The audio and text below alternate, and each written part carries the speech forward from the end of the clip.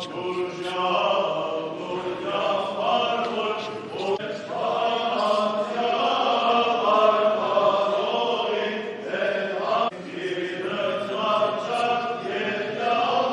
Şükürler olsun Tanrımıza.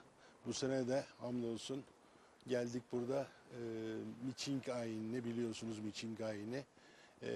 Paskalya orucunun tam ortasına denk gelen süreçtir. Biz bunun ayinini buraya icra etmeye geldik. Yaklaşık 100 kişi olacağız.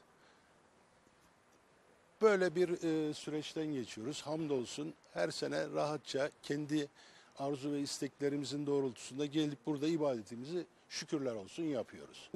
Bu çok kutsal günlerden geçiyoruz.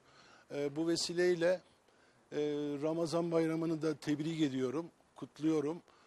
Aynı zamanda bizimki de 20 Nisan'a denk geliyor Paskalya bayramımız.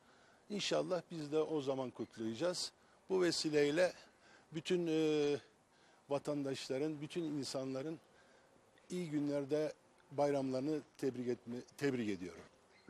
İnşallah bu insan zulmüne bir netice alınacaktır. Hamdolsun bizim Sayın Cumhurbaşkanımız çok büyük bir emek sarf ediyor bunun için. Kendisine de ben şahsım olarak teşekkür ediyorum. İnşallah buna da bu zulme de son verirler.